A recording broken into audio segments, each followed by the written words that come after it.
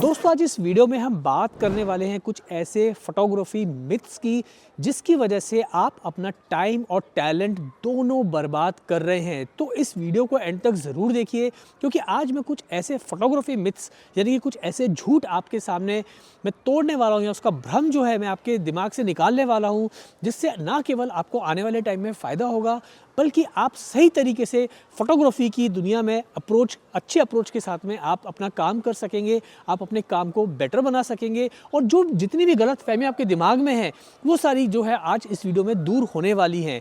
तो इस वीडियो को एंड तक ज़रूर देखिए। So myth number 1, expensive camera is equal to better या प्रोफेशनल फोटोज़। तो ये एक नंबर का झूठ है दोस्तों, और ये मैं आपको इसलिए कह रहा हूँ कि बहुत सारे बच्चे जब हमारी वर्कशॉप में आते हैं या क्लासेस में आते हैं तो काफ़ी लोगों के दिमाग में गलत फहमी होती है कि सर अगर एक्सपेंसिव कैमरा होगा तभी हमारी पिक्चर्स जो हैं वो एकदम प्रो लेवल पे या बेहतरीन ढंग से निकल के आएंगी। तो सबसे पहले अपने दिमाग से इस मिथ को जो है निकाल दीजिए। अब मैं क्यों कह रहा हूँ, देखिए मैंने काफ़ी पहले एक वीडियो बनाया था जहाँ मैंने एक बिल्कुल बेसिक निकॉन D5600 DSLR जो कि एक 35-40 हज़ार रुपये का DSLR है, उसके साथ में मैंने एक पूरा फोटोग्राफी असाइनमेंट किया था, कमर्शियल असाइनमेंट, जहाँ पे हमने एक जो अपने फीमेल्स के जो बैग्स आते हैं हैंड बैग्स, उसका हमने पूरा असाइनमेंट करके दिखाया था। आप स्क्रीन के ऊपर देख पा रहे हो। और यहाँ पे मैंने सिर्फ 50 mm का एक सस्ता 8000 रुपये वाला लेंस यूज़ किया, 1.8 वाला, एंड निकॉन D5600 बॉडी। यानी कि अगर आप पूरा सेटअप देखेंगे तो 43-44,000 से ज़्यादा का वो कैमरा और लेंस दोनों की कॉस्ट होगी मिला के। बट यहाँ पर जो की है, जो समझने वाली बात है वो है दोस्तों फोटोग्राफी के बेसिक्स या फोटोग्राफी के बारे में सही जानकारी होना।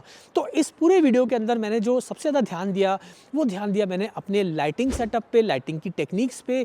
नंबर 2 जो मैंने ध्यान दिया कि मैंने पूरा सेट किस तरह से लगाया, यानी कि बैकग्राउंड में किस तरह से मैंने इफेक्ट दिए थ्रू लाइटिंग, और मैंने फ्रंट लाइट को किस तरह से यूज़ किया है, कितनी मैंने एनर्जी लेवल रखा लाइट का, कितनी दूरी रखी मॉडल के साथ में, वगैरह वगैरह। यानी कि मेरा जो की था इस पिक्चर को लेने का, या मेरा जो टोटल मेथड था एक प्रो लेवल की पिक्चर बिल्कुल बिगनर लेवल कैमरा से, वो था मेरा फोटोग्राफी लाइटिंग टेक्निक। सो अपने दिमाग में पहली चीज़ डालिए कि photography is all about lighting. तो आपको लाइटिंग को सीखना है, कैमरा, ये सब चीज़ें बहुत बात की हैं। तो जितना अच्छा कमांड आपका लाइटिंग पे होगा उतनी अच्छी पिक्चर आएगी। तो आप स्क्रीन पे देख पा रहे हैं, ये मैंने कुछ पिक्चर्स लिए थे कैमरा, आप देख रहे हैं हैंड बैग्स के। और क्या अगर मैं आपको नहीं बताऊंगा तो आपको लगेगा कि ये पिक्चर्स जो है मैंने शूट किए हुए किसी बहुत ही महंगे कैमरा पे या बहुत ही महंगे लेंस के ऊपर, जबकि बहुत ही बेसिक सेटअप के ऊपर मैंने ये सारी फ़ोटोज़ ली हैं। उसके अलावा दूसरा एक और एग्जांपल मैं आपको दिखाता हूँ। यहाँ पर मैंने एक जो है पोर्ट्रेट लिया है। अब यहाँ पर भी मैंने जो ध्यान दिया है अपने लाइटिंग गियर के ऊपर, यानी कि मेरी की लाइट कहाँ पर है, मैंने ब्यूटी डिश यूज़ की है, साथ में मैंने जो है वहाँ पे एक ग्रिड यूज़ किया उसके ऊपर, और एक सिंपल ग्रे कलर का बैकग्राउंड रखा है। और ये पिक्चर भी मैंने निकॉन D5600 के साथ में ली है, साथ में 50 mm का लेंस पे ये शूट किया है। तो आप देख पा रहे हैं पिक्चर कितनी अच्छी निकल के आई है। तो पहला मिथ तो आज दूर हुआ कि अगर हमारे पास में एक बेसिक कैमरा भी है लेकिन अगर साथ में सही लेंस है, जैसे 50 mm का लेंस बहुत ही अच्छा, मैं बोलता हूँ हमेशा आप खरीद के रखो, एक सस्ता भी आता है और आपको इमेजेस भी शार्प मिलती हैं। और अगर आपको सही लाइटिंग का ज्ञान है तो आप अपने एक 50-60-70 हज़ार रुपये की कैमरा से भी अच्छे कमर्शियल असाइनमेंट कर सकते हो। ज़रूरत है आपको अच्छे लाइटिंग गियर्स में इन्वेस्ट करने की, सही फ्लैश लाइट को लेने का, सही स्टूडियो लाइट को खरीदने का और सही लेंस को परचेज करने का। तो आप एक बेसिक कैमरा से भी अच्छा खासा काम कर सकते हो। मिथ नंबर 2, भैया दोपहर में फ़ोटोज़ मत खींचो, ख़राब आएंगी, हार्श लाइट में पिक्चर ख़राब हो जाती है। तो ये भी भैया बहुत ही बड़ी बकवास बात है। अब ज़्यादातर लोग क्यों बातें ऐसी करते हैं, क्योंकि उनको सही जानकारी नहीं होती। लेकिन अगर आपको फोटोग्राफी लाइटिंग का आपको काफ़ी सारा आइडिया है, आप लाइट के पैटर्न को समझते हैं, आप लाइट की कंडीशन को समझते हैं, पूरे दिन में अलग अलग किस तरह से जो है लाइट कई बार मूव करती है, तो आपको लाइट को हैंडल करना बहुत ही इजी हो जाता है। तो ये एक मिथ है कि भैया आप दोपहर में अच्छी फ़ोटोज़ नहीं ले सकते। आप दोपहर में अच्छी फ़ोटोज़ ले सकते हो, लेकिन आपको यहाँ पर कुछ चीज़ों का ध्यान रखना ज़रूरी है। जैसे कि आपके पास में अगर अच्छा फ्लैश है तो भाई आप आउटडोर फ्लैश का इस्तेमाल करिए भरी दोपहरी के अंदर। आप कोशिश करिए कि सन को आप ओवर पार कर पाएँ और आप बेहतरीन फ़ोटोज़ जो हैं आप ले सकते हो, या हाई स्पीड सिंक का इस्तेमाल करें। तो यहाँ पर आप स्क्रीन के ऊपर देख पा रहे हो, भैया मैं ले रहा हूँ भरी दोपहरी के अंदर पिक्चर, और यहाँ पर मैंने इस्तेमाल किया है HSS यानी कि हाई स्पीड सिंक का, जिससे मैंने क्या किया, जो पूरा सन है उसको ही ओवर पार कर दिया। और आप देख रहे हो स्क्रीन के ऊपर कितनी अच्छी पिक्चर्स जो है हमें मिल रही हैं। ये मैंने एक मॉडल पोर्टफोलियो शूट किया था भरी दोपहरी के अंदर, दिन के 2 बजे के आसपास। लाइटिंग मेरे फेवर में नहीं थी, बट चूंकि लाइटिंग का सही आइडिया था कि लाइट को कैसे कंट्रोल करना है, तो वहाँ पर मैंने हाई स्पीड सिंक का इस्तेमाल किया। मज़े की बात यह है कि भरी दोपहर दोपहरी के अंदर जो है मैं पिक्चर्स ले पाया 1.4 अपर्चर पे, 1.8 अपर्चर पे या f2 अपर्चर के ऊपर, जहाँ मुझे डेप्थ ऑफ फील्ड भी मिली, मुझे शॉट अच्छा भी मिला और जो लाइट का इफेक्ट आप देख पा रहे हो कितना खूबसूरती से निकल के आया है। अगर मैं आपको नहीं बताऊंगा कि ये पिक्चर जो है भरी दोपहरी में ली है तो आपको लगेगा कि मैंने पिक्चर शाम के टाइम या रात के टाइम ली है। तो आपको यहाँ पे सही नॉलेज का होना ज़रूरी है। इसी तरह से स्क्रीन पे आप देख रहे हैं, दूसरा मैं आपको एक शॉट दिखा रहा हूँ। यहाँ पर हमने जो है आउटडोर फ्लैश को और जो आउटडोर लाइट है यानी कि हार्श लाइट है उसको थोड़ा सा हमने ज़्यादा ओवर पार किया, थोड़ा ही ओवर पार किया, यानी कि कोशिश की नेचुरल लाइट को और आउटडोर फ्लैश को मिक्स करने की। तो यहाँ पर भी हमें देखिए पिक्चर कितनी अच्छी मिल रही है। तो अब इससे क्या कंक्लूजन निकला? इससे कंक्लूजन ये निकला कि अगर आप आउटडोर में भरी दोपहरी के अंदर शूट करने जा रहे हैं तो यहाँ पर आपके पास में एक अच्छा पावरफुल फ्लैश का होना ज़रूरी है। सो यहाँ मैं आपको रिकमेंड करना चाहूँगा, एनीथिंग अबव 200, 300, 400 वॉट्स की आउटडोर फ्लैश आते हैं, आप उसे अपनी किट में ऐड करिए और थोड़े अच्छे सॉफ्ट बॉक्स खरीदिए और आप देखेंगे कि आप अच्छे से सन को जो है ओवर पार कर पाएंगे। जो प्रो लेवल के फोटोग्राफर्स हैं वो लोग तो बहुत अच्छे पावरफुल फ्लैश इस्तेमाल करते हैं। मैं खुद भी, मेरे पास में गोडॉक्स का AD600 फ्लैश है, मैं भरी दोपहरी में उसे कई बार मैं अपने असाइनमेंट्स में इस्तेमाल कर चुका हूं बगैर किसी चिंता के, क्योंकि 600 वॉट्स बहुत होते हैं अच्छे खासी हार्श लाइट को ओवर पार करने के लिए।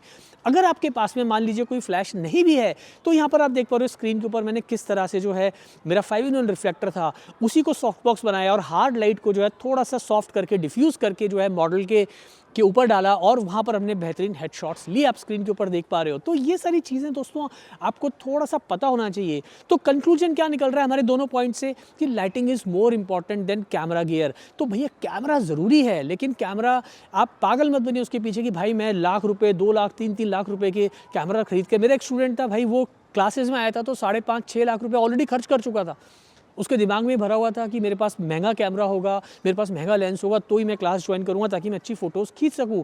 बट जब उसके साथ में जो और साथी थे उनके पास थे 30,000 50,000 रुपये की कैमरा और सेम पिक्चर्स आ रही थी दोनों पे, तो वहाँ पर उसको थोड़ा आश्चर्य हुआ। तो वहाँ पर हमने स्टूडेंट्स को भी बात बताई कि भाई देखिए अच्छा कैमरा होना एक बहुत अच्छी बात है, लेकिन वो अभी शुरुआती स्टेज पे नहीं, वो जब आप एक एक्सपीरियंस आपको आ जाए, आपको अच्छी नॉलेज है तो आप अच्छे कैमरा में डालिए, महंगे लेंसेज खरीदिए।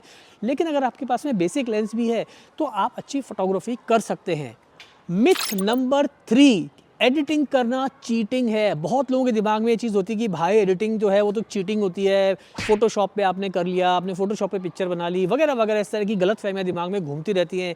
तो यार ऐसा कुछ नहीं है। देखो भैया, एक फोटोग्राफर का काम होता है अपने क्लाइंट को बेहतरीन neat and clean crispy images provide करना, जहाँ पर उसकी इमेजेस लार्जर देन लाइफ नज़र आ रही हो, क्लाइंट जिस भी तरह का असाइनमेंट आप कर रहे हैं वो खूबसूरत नज़र आ रहा हो। ये पर्पज़ होता है एक फोटोग्राफर का। अब पुराने टाइम में जब हम फोटोग्राफी करते थे तब फिल्म्स यूज़ करते थे, फिल्म के रोल आते थे और वो जब प्रोसेस होती थी तो उसके लिए भी डार्क रूम लगता था, तो वहाँ भी हम पुश 1 मतलब कई बार half stop up half stop नीचे खींचते थे एक्सपोजर को संभालने के लिए वगैरह वगैरह सारी चीज़ें उस टाइम भी होती थी डार्क रूम के अंदर भी। तो अब वो डार्क रूम तो चले गए, उसकी जगह अब आ गए आपके पास में लाइट रूम आ गया है, आपके पास में फोटोशॉप आ गया है, कैप्चर 1 प्रो आ गया वगैरह वगैरह, बहुत सारे सॉफ्टवेयर्स आ गए हैं।